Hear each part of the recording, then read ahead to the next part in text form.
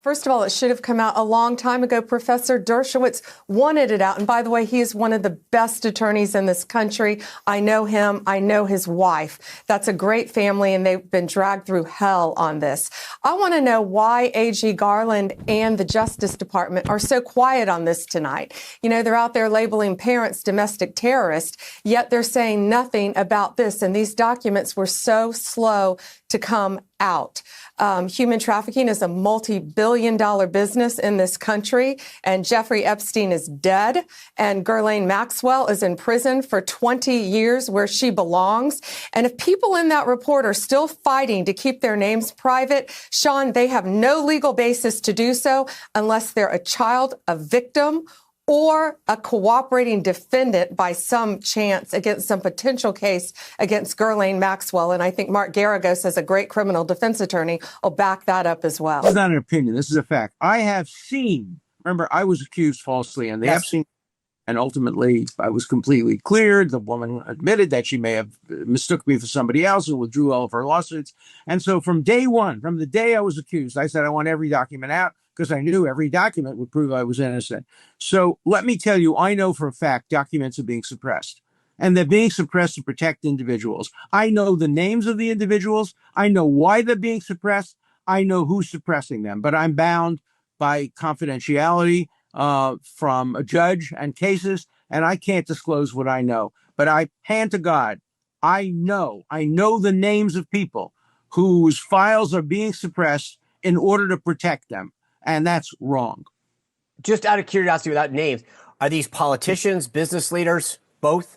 They're everything. And let me tell you, a lot of them are, at least one of them is somebody who was accused. Others are accusers. And the judges have said, if somebody calls themselves a victim, we're not going to give any information about them. But they may not be victims. They may be perpetrators. So we don't have information about false accusers. And we know there have been many false accusers who have accused innocent people for money, and those records are being deliberately, willfully suppressed. But on the question of child sex abuse, look, you could say that we've got an epidemic of this across society. We've got it in schools. We've got it in universities. We saw it at Ohio State. We saw it at Michigan State. We saw it in the Boy Scouts. It's affected a lot of different religious organizations and churches. And so by covering it up, they are just reproducing and spreading the conspiracy theory and the anxiety about why this is happening. But you don't have to blame some shadowy deep state. Donald Trump and Pam Bondi are the ones who've got the power to release the Epstein files. So they're the closest thing we've got to the deep state right now, and they should go ahead and release all of the Epstein files and put an end to this. Right. Well, look, they've been promoting some wild conspiracy theories about what's on there. We don't know what's true and what's not true.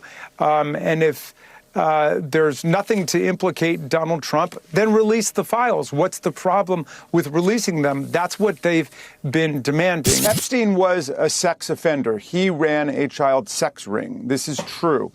Donald Trump and Dan Bongino and Kash Patel and Pam Bondi all were demanding that these files be released. I echoed that demand during the Biden administration. Why should the public not have access to them? After Epstein took his own life, then the case was over. And at that point, this is a matter of public interest. All of this would have come out during that last trial, but it didn't come out. And all of it should come out. I sent a letter to the Attorney General saying all of these files should be released. Certainly the ones that mention Donald Trump, they should be released. How can Donald Trump get away with campaigning for the release of these files and the whole Republican Party be demanding it, and Pam Bondi say that there's a client list sitting on her desk, and then all of a sudden they want to wave a magic wand and make it all go away?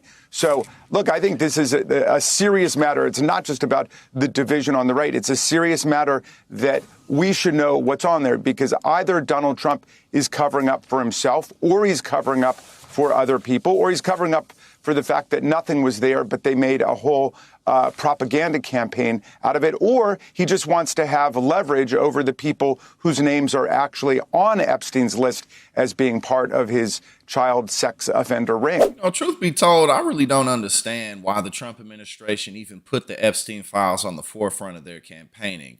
I mean, it seems like they did pretty much anything they could, whether it was the Epstein files because of the whole QAnon conspiracy and that just being a reality of much of the movement in the right wing in this country, but also all the other failed promises that they didn't deliver on. How he said he wasn't going to touch Medicaid. He's still out there saying that Medicaid wasn't touched in his big, beautiful bill. One, because he's a liar, and two, because he's a moron who doesn't know anything that's in his own bills that he's signing.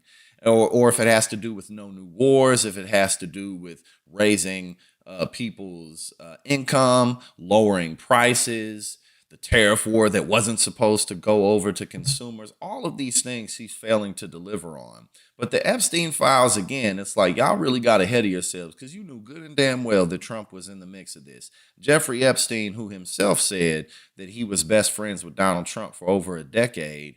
And then we have all these other reports coming out where Michael Wolff was saying that he saw the pictures of Donald Trump with underage women around him and what have you. So none of this stuff is new information to people. And now they're just trying to say, oh, there's nothing to see, after Pam Bondi said she had the files on their desk, after all of these people said that they were going to go on a crusade to arrest the pedophiles. But at the end of the day, what's happening now is they're protecting the pedophiles, which is about as egregious as you can possibly get.